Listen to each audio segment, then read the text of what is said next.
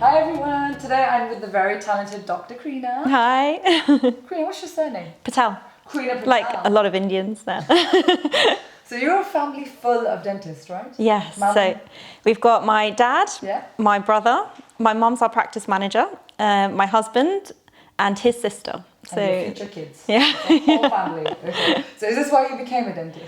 Well, it started when I was quite young. So I used to come and nurse for my dad, and it was before the days you needed a GDC registration to be a dental nurse. Legal? Yes, it was before then. So I used to come and nurse for him on my summer holidays. He'd like pull me out of bed once one of the nurses is sick, you know, come here. So I used to nurse for him, and I sort of used to watch him and his patients like interacting. I used to love that. They always used to come in and see, you know, I only see Mr. Patel, and you thought, you know, that's really nice. You know, I'd really want that, and to be able to have, you know, gain patients' confidence, that sort of thing. So I really like that. And then I realised I really like the job as well. So, you know, working with small things, I quite like that. Working with your hands. Quite intricate, isn't it? Yeah, yeah. So I really like those aspects of it. So it started like that. And then I told my dad, right, I want to be a dentist. And he was like, absolutely not. You don't want to be a dentist. It's too dirty for you, Kreena. So he loved his job, but it was too dirty for me. That's so yeah, I know. So, but yeah, and then he sort of grew to sort of want me to. And I was not very good at school in the sense I didn't try very hard at school. So I thought, okay, I went to my careers advisor and said, want to get into dental school. And she was like, you're not going to get in when you're never going to get the predicted grades to even get an interview. Yeah. And so that was the one thing actually, because I was, like I said, I wasn't very good at school. It's the one thing that inspired me to say, you know, I can do this actually, let me study. So that's when I started studying and then eventually got my grades and got into dental school. Amazing. So yeah. So you can do it, guys. Don't just So now you're a dentist. What's your typical day like? What's dentistry for you like? So it's a bit of a mix. So I work at two different practices. So I work here in Croydon, which is our family practice. This is your dad's practice and yours? Yeah, that's it. Right? Yeah, so we're all partners here. My dad used to work 5 days. He's cut his time down, so he's working about 2 days now. So me and my brother have really taken over this practice and are managing it a little bit more. He's still got massive input in it, but we're doing a bit more. And then, so I work here 2 days a week doing endo, mainly on a referral basis. I also work in Reading, which is my husband's practice. So I've started an endodontic referral service there as well. So I'm there once a week, and then I teach at Guy's Hospital on the Clin Dent postgrad programme, the endo programme there. So a bit of a split, which is quite nice because it keeps everything interesting. But you do so much endo. Like, this is like my worst nightmare. So I'm bringing VT nightmare back every day, where I was doing 5-6 root canals a day. Do you not find root canals? Obviously you don't find them easy to do them, but how do you do endo every single day? Do you know what? I love it. I really love it. I feel like endo is quite interesting because it's quite varied. I know it doesn't feel like it's varied, but it is. There's always an extra canal that you find. Yeah, or we don't find. Yeah. Or hope we don't find. There's a lot of surgery involved, so that's another reason I went into it. So endodontic surgery's, you know, really fun. It's quite complex surgery, so I really enjoy that side of things. There's other surgicals like, you know, external cervical resorption repairs, that sort of thing. So that's quite surgical based. And also there's so many endo gadgets like cone beam CTs come massively into endodontics. So much research and things going on in endo. I feel like it's so varied that I really enjoy it. Is that why you decided to specialise? Yeah, I mean, I think I didn't really know I wanted to specialise. I mean, when I finished uni, I was done with education for a while. I didn't want to do any more. And then when I did my DF2 year, I had some amazing consultants. So I was with under Joanna Johnson and different sort of consultants that I saw. And I just saw how good they were at one thing. And I thought I really want to be good at one thing. And endo was, you know, it stood out to me. So that's why I went into it. Pathway like to specialise? So when I came out of university, Manchester, 2010, which I loved. So when I came out of university, I did my DF1 position quite locally to here. And then DF2, I did paedodontics. So when I first got paedodontics, I really didn't want to do paedodontics. And I nearly said, I'm not going to do DF2. But it's one of the biggest sort of things that have influenced me because the consultant I worked with was amazing. One of the reasons I specialised was because of her, just seeing how good she was at everything. And also treatment planning for kids is really different to what you get taught at university. So I felt like it taught me a lot, treating anxious people. Again, a lot of surgery with kids as well when they do GAs and stuff. So the peds post was really I think, influential to me progressing into endo. I also did an oral surgery post at Kingston Hospital. So that's a district hospital. So it's quite nice to do oral surgery at a district hospital because you do more hands-on, so you do a lot more experience. So the first month was really horrible for me because it was, I'd barely done surgicals in my VT year, sorry, my DF1 year. And so the first month was pretty much horizontal impacted 8s, and I was like, I don't know what I'm doing with that. But yeah, it went really well. So I then enjoyed surgery. After that, I did general practice, and I worked as a part-time staff grade in endodontics. I was really lucky to get that post because the guy who so as part of my DF2, we had 1 day in restorative, and under him, he sort of helped me do endo. So he would supervise me doing endo, and then he asked me to take his job for a year. So I did a year as 1 day a week in endo referral practice in Kingston Hospital.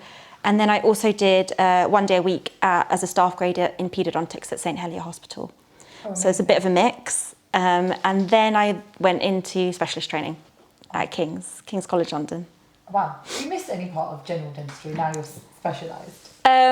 Definitely not the practical side of doing everything. I wasn't very good at dentures. I didn't really enjoy... So I don't miss the practical side, but I do miss seeing a patient every 6 months. I love that part. Yeah, I think... Especially when the pregnant ladies come in and the baby pops out. And the baby starts walking. I love that part. Yeah, like seeing them progress. Yeah. So I mean, sometimes I see repeat customers for endo, but it's, it's nice to see how they've changed. What are you doing? Why are you needing multiple endos? Yeah, so I mean, that's nice because, they come in and they've already, they already trust you and they're already comfortable. They're not worried about the procedure. So I like that. But I think with general dentistry, you get to do that with every patient. And so I do miss that side. Would you recommend people to specialise? Would you say it's a good thing to do? I think it depends if you want, if you really enjoy one area of dentistry, then I think it's worth it. If you really want to be good at one area and you're not going to miss the rest of it, then it's a good thing to do because the specialist pathway is amazing. You get amazing teachers. You get some of the best in the country teaching you, and the skills you acquire are amazing. I don't think my endo would be anything like it is if I hadn't been taught by the people that taught me. So I think if you really want to be really good at one thing, then it's good. Otherwise, I think, there's amazing courses out there that mean that you can be a very good general dentist. And it's almost harder, I think, to be very good at everything than at one thing. Because, I do endo every day, so, I'm going to be okay at that. But, it's hard to be good at everything. So I think it almost takes someone better to be good at general dentistry. That's the answer for those dentists that are struggling. Because there's a lot of dentists out there that they've got low job satisfaction, they're just stressed with the profession, they're thinking of quitting dentistry. Do you think maybe they should specialise? Do you think that would be the answer? I don't think that solves it, actually. I think, like I said, only if you like one thing. Because otherwise, I look through a microscope every day and you have to want to do that. Otherwise, you get massive, you won't be satisfied with your job. But I think doing a lot of courses, those sorts of things, I think that would motivate you because you see that progression in your work. So I think courses is the way to go if you want to, be a general dentist and still have job satisfaction. Well, you now not only are an endodontist, you're also teaching at King's. Is that where you did your specialist training, right? Yeah, with King's College London, yeah. And so, what is teaching like for you? Yeah, I really enjoy it. I feel like it's really nice to give something back because I felt there's so many people that. I can almost name my tutors which ones gave me certain skills and let me do certain things.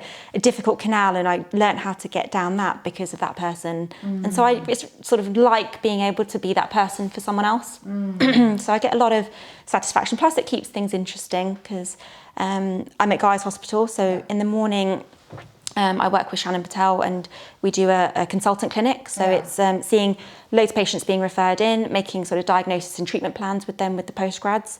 So you get to see the progression with the postgrads from year 1 to year 4, which is amazing because you see how they get better. But also we see so many interesting cases. So you see all the weird and unusual things, which I love. 90-degree roots and then 5 roots randomly.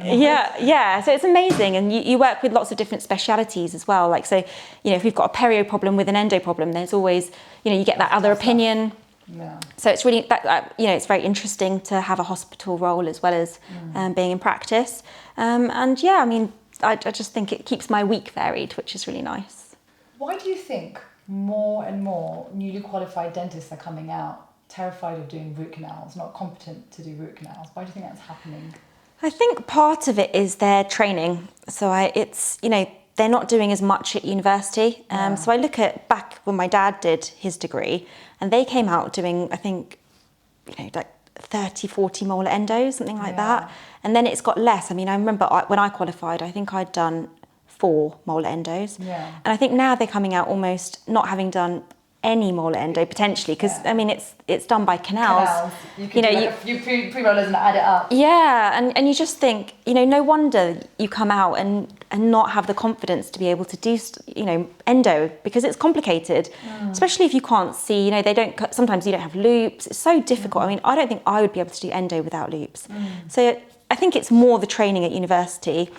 It's a shame it's becoming like that, but I think what can you do? I think it puts quite a demand on trainers as well. So, DF1 trainers, because it's almost like they're then teaching root canal treatment, and it shouldn't be that way. I think they should have more exposure at university, really. But it's happening, isn't it? What tips do you have for those people that come out newly qualified to improve their endo skills?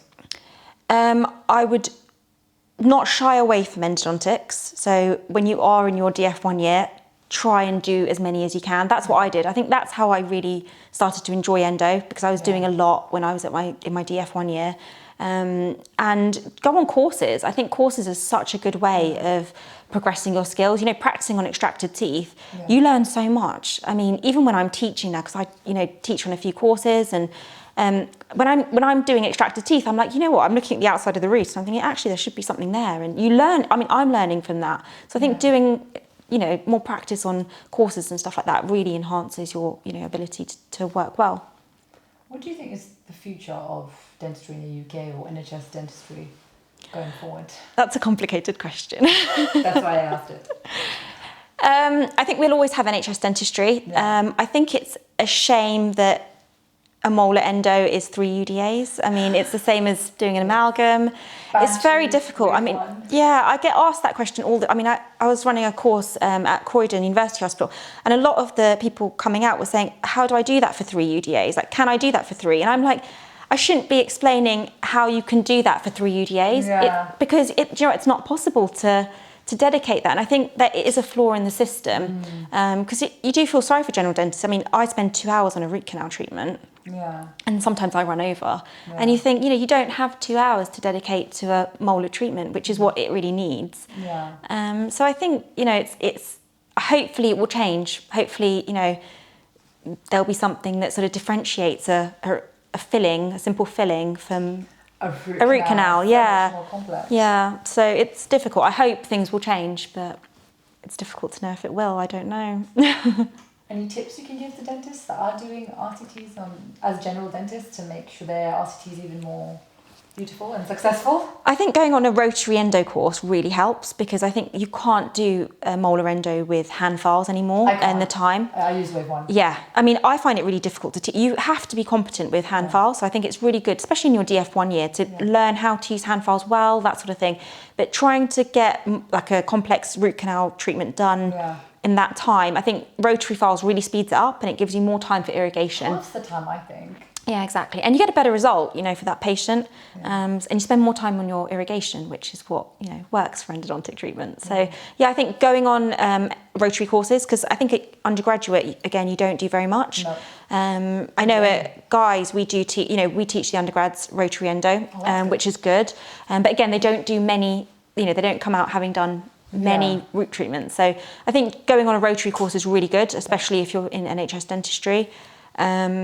Loops, I think, really speeds up your treatment as well. For sure. So, I mean, not being able to see, you spend half the time looking for the canals. Do you know what I mean? If you have your loops, that cuts time down as well. So I think it's really just investing in those things and in yourself. Yeah. What's your favourite endo gadgets then? Your 3 favourite endo gadgets? 3 favourite endo gadgets. So if we're talking about simple gadgets, things that I think work the most and change my treatment the most. So a DG16 probe. Oh, yes. Which I think you have to use for endodontic treatment. To find the canals. To find the canals, because so many people use a normal probe, and yeah. I'm sure you I'll get yourself a DG16. I think that massively improves root canal treatment, finding canals, the ease of finding canals. My favourite rotary file is the XA, which is part of the ProTaper Next series. It's an orifice opener, so good for coronal flaring. So no more GG bears? Yes, I don't like GG bears. Not for molars. Okay, Not for molars. But XA is excellent. So I think that is, really, when you try and get down a canal and it's blocked and you think, oh, I can't get down that. EVTA. Yeah. And ledge it right through that. No, we don't do that. So XA, if coronally flaring with XA, suddenly you can get down that canal without worrying. So I think that is probably an everyday thing for me to use. And if I had to pick one that I really love, is obviously my microscope has to go in there. But can we have like a zoom in on a microscope over there? That monster. It's huge. Right, so I want to ask you a bit endodontic specific questions. Okay. So some of my followers are like, can you please ask her this? You're asking me, and I was like, I don't know. So this is what they said. So you already asked me that really sophisticated question about the research project. Yes, that was somebody else asked me. And I was like, guys, like, I'm just a dentist. I don't know. So yeah, I'm going to probably send them your way. I don't know if they think I'm an endodontist, with the amount of root canals I do. But where do you stand on the sealer puff thing? To puff or not to puff? So I'm talking about the root canals, and they're beautifully done, and you have that little blob that comes out the bottom, guys, for the UK-based dentists who don't know what that is. Well, so there's no evidence to puff or not to puff. Okay. But I used to puff a lot. When I first started my specialist training, I used to sort of almost aim for a sealer puff at the end. Yeah. So when you fill with a heater technique, you can get a sealer puff if you want to. And Americans like it a lot, mainly because it shows patency. So it shows that we have good length control because our GP is to the base, and then we've got patency, so we get a sealer puff. I think more and more nowadays, I aim not to get a sealer puff. If I do get one, I don't mind at all, but I aim not to, because I think any sort of material that goes beyond the apex, maybe not ideal, because it causes some sort of inflammation at the base. So I aim not to get one now, but if I do, it doesn't bother me at all. Okay, I like that answer. Yeah. Very good answer. And the other one was, what's the best core or restoration to place immediately after a root canal? So I'm King's trained, so I'm going to say composite. It's always composite. SDR, I'm guessing. Yeah, SDR. SDR. Yeah. So I think especially for endo, we're working on really broken down teeth. If you put something that's adhesive into it, it's so much better for me. But then you will get, a different school of thought that love amalgam. Yeah. The Naya core. Yeah. I just think, broken down teeth, there's not much left. I quite like to, if I can, I haven't done an amalgam for a year and a half, 2 years. I think it's very rare that I put an amalgam in. I did one. So, but not inside a root canal. Yeah. In a normal tooth. Yeah. And you can do a Naya core with composite. So you can drill down and flow it in. That's correct. You can do. Correct. And the last thing was, I gave an answer for this one, but I'll ask you, to crown or not to crown post endo? Definitely to cuspal cover. So to cuspal cover is really important. So not for all teeth. So for anterior teeth, obviously we don't do that. Nope. But premolars back, if one of the marginal, so if you've got tiny occlusal access, that's different. But if you've got any marginal ridge which is gone, it should be cuspal covered. I think crowning is a little bit extreme. So if a tooth's had a crown, obviously you need to put a new crown on. Yeah. But most teeth you can put an onlay on. Even if it's just onlaying part of the tooth that's left, you save so much more tooth structure. Yeah. So generally when I send my letters back, it's always like, can you put a cuspal coverage restoration on that? Yeah. So you just really want to cut. Minimally invasive. I do like a bit of that, yeah. You recently just won Best Young Dentist. Yeah. How did that feel? Yeah, it felt amazing. I feel like mainly that award's gone to aesthetic dentists in the history of things, which is really good because they do amazing work. I wouldn't be able to do the work that aesthetic dentists do. But I think it's really nice. One of the main reasons I entered it was because endodontics isn't really well represented. So I wanted to sort of say, hey, there's endodontics out there too, which is cool. So that's mainly sort of why I entered it. And I was really pleased to win because I feel like, it raises awareness for endo. And, there's a lot on sort of social media about aesthetic dentistry. So, naturally for a young dentist, you might want to you're drawn into that. But I think it's nice to be drawn into endo as well, because there's not many endodontists out there on the specialist list. It's nice to sort of raise awareness and say, if you like endo, that's cool too. What did you think of the awards before you entered it? Yeah, so before I entered it, I wasn't that keen on them, to be honest. You don't like the awards. Do you not like the awards? But now you've won, like it because it's real. It represents everything. Yeah, exactly. Yeah, I mean, initially I didn't. I felt like there was, because you apply, which is, it's not just something that's given to, that people are chosen. I didn't know that before. Which is the thing. It's an application process that I think a lot of people do apply to, and then you're chosen by a panel. Yeah. But I do think it's good, because I think applying makes you analyse your work a lot, actually, because loads of people apply. You have to sort of build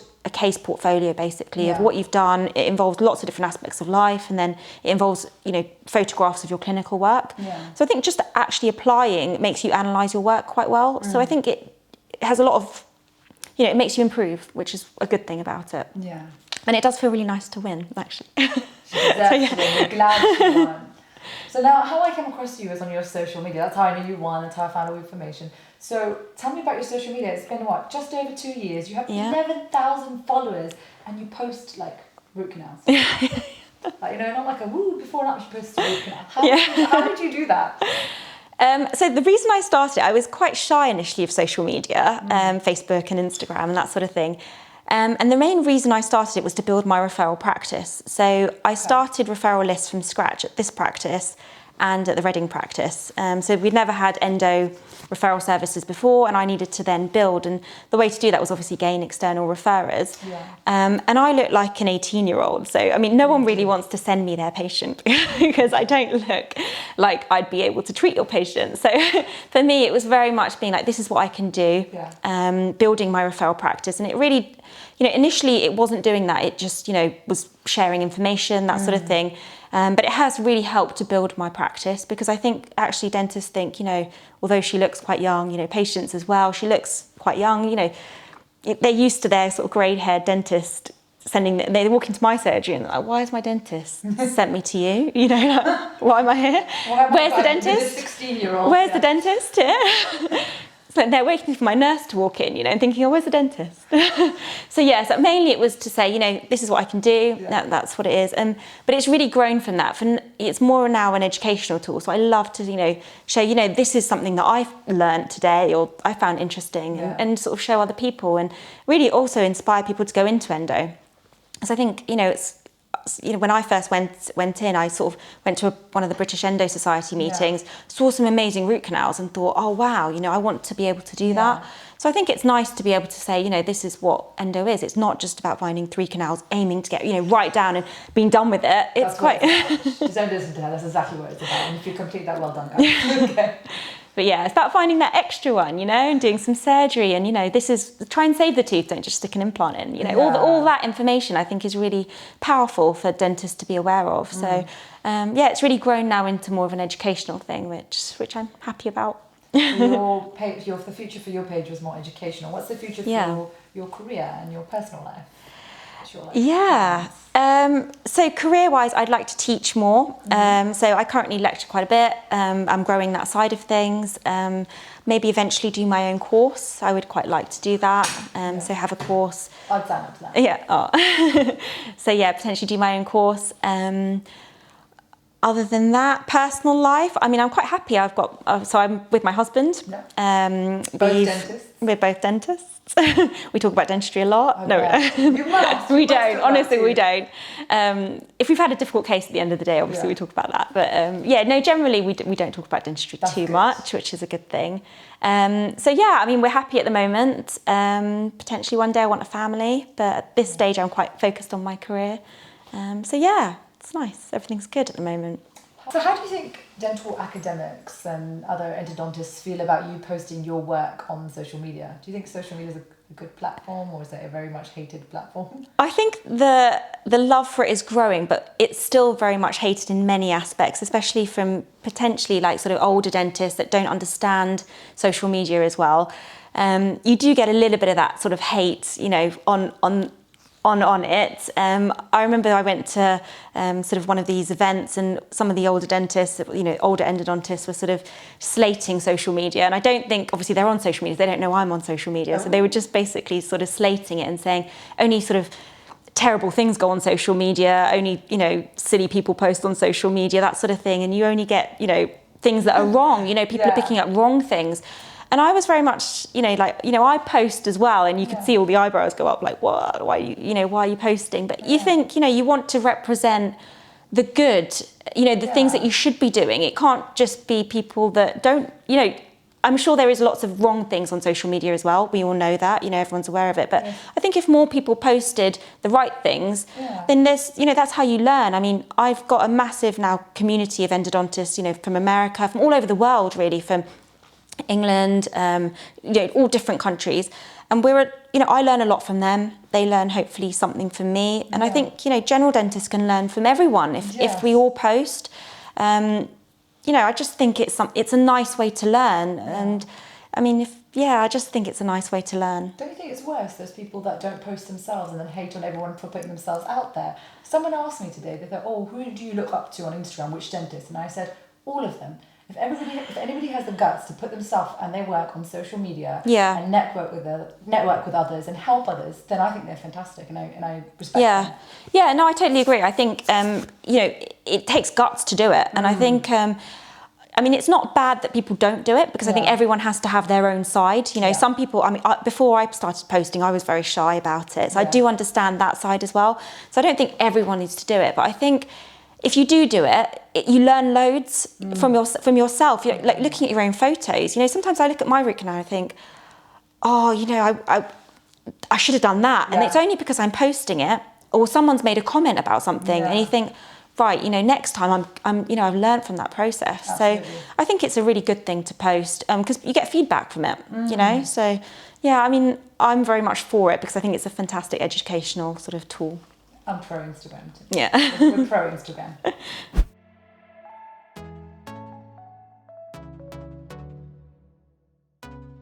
Okay, rapid fire, guys, rapid fire. You're going to answer real quick. Oh, okay. Not like maybe like quick time. Right. Okay. This is a bit scary. I'm a bit scared of you right now. Sticks, okay. That's forever. It's going to be on YouTube forever. Okay, I hope you're nervous. Alternative career option. Can't be dentistry, can't be medicine. Architect. Lots of people say that. I think, no, is that people say in your interviews? Okay. Well, I think creative, creative. I quite like interior design. I like that side of things. Okay. Yeah. Your spirit animal? Oh God, cat. Because I want to sleep all day. And I'm lazy. Can be like strokes. But they're quite independent, so they go out when they want to, come home when they want to. Be independent and sleepy. That sounds like, I think I want to be a cat. It's because you said it quickly. It's very difficult for me. No, I like that. I think that's my animal. Tell me a bad habit. Bad habit. Don't say perfectionist, because this is I know. School, I take my work home with me a lot. So if something's gone bad, I dream about it and can't stop talking about it until a long time. So it's a really bad habit, actually. That is a bad habit, yeah. That's all of us. Black eyes and, What's the weirdest DM you've had on Instagram? The weirdest DM. I get asked a lot where I'm from, so culturally, all the time, and if I speak Hindi. Do you speak Hindi? No, I don't. I don't understand it.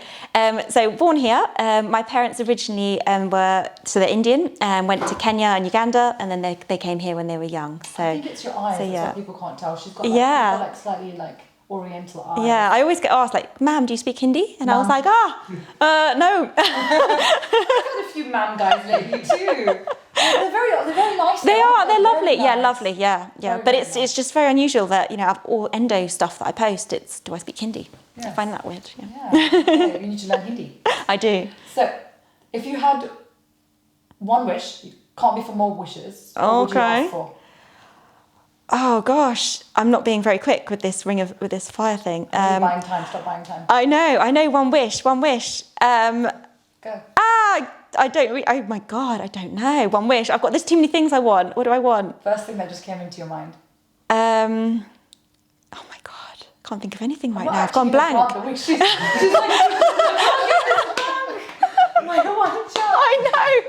I know. One wish. This is like the hardest question of the entire interview. I'm going to ask this for everyone now.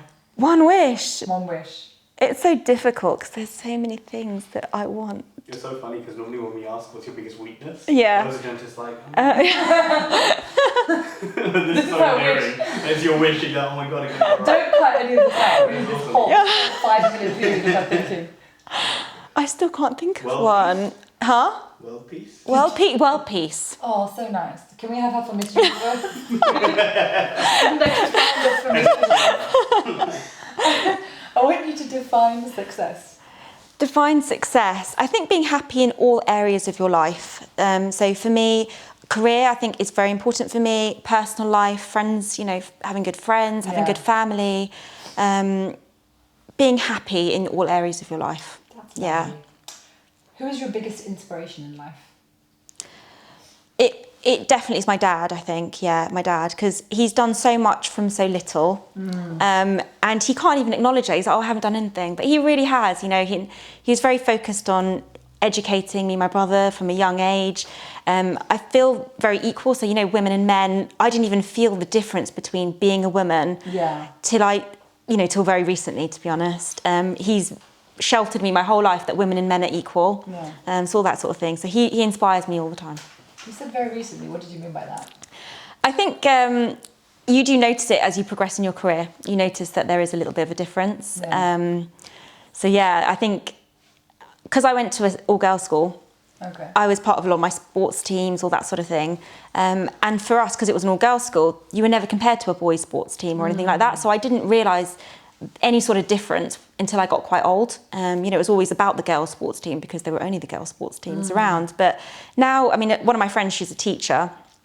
We went to school together, and she was like, there's a massive difference, actually. If you go to a mixed school, the girls' teams get quite sort of left to one side, and it's mainly about the boys' football team or something like that. So when I was younger, I didn't really notice it. At university, it was all fairly equal. But I think when you progress past that, you do sometimes feel, potentially, you have to fight a little bit harder, you have to be a little bit better to get the same opportunities. So I think it's still there, especially, in dentistry. What do you think can be done about that?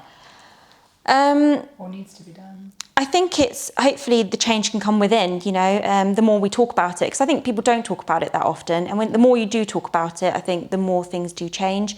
I think women climbing to better positions, can support women coming further up. So those sorts of things, I think. Women supporting women. Yeah, definitely. I'm all for that. Okay. What makes you angry? What makes me angry? I've somehow, as I've got older, turned into a neat freak. So I get very upset when things aren't tidy. Okay, that's me. Your buddies here, that's me. Yeah, that's my husband. So my husband having his socks by the bed annoys me a little bit. Hey, does he ever leave it in the lounge? Yeah, and I'll move it in a minute, and you just like move it now. So yeah, tidiness, that sort of thing. Yeah. Okay. Lots of things. I'm sure there's lots of pent-up aggression inside. Do your pillows have to be a certain way as well? No, I'm not that bad. Yeah, I don't have to have my pillows a certain way. Okay, so...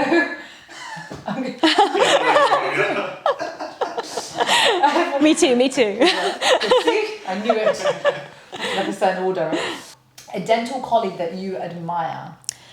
So there's loads of colleagues that I admire in endo. It's got to be people that sort of influence my journey. So started with Alison Qualtrough in Manchester, one of the ones that influenced me to go into endo because I thought she was amazing. Joanna Johnson, who's a peds consultant. Again, she's one of the people that I really sort of made me want to become a specialist. Prof Minocci, Shannon Patel, Bhavin Buva, Serpil Jamal from King's. Rachel Thompson from there. So all the endo people that have taught me, I feel like they've had, massive influences in my progression. And so all of them, I feel like, I have to mention all of them. That's fair. Okay, so tell me who you'd want to nominate to be on Denfluence. Right, so my husband went on a course recently. He's very prominent on Instagram. He's called Maxim Belograd. Yeah. And yeah, I think he posts some amazing stuff. He does. And my husband went on his course recently, his veneer course, and said it was amazing. So I feel like he'd be really good to have on Denfluence. Coming for you. Yep. Thank you so much, Kreena. No, you're welcome. You're welcome. This was fun. Did you enjoy it? I did. You made it so easy for me. So yeah, thank you so much. I appreciate it. Hugs. Don't get mad. Sweat back to work.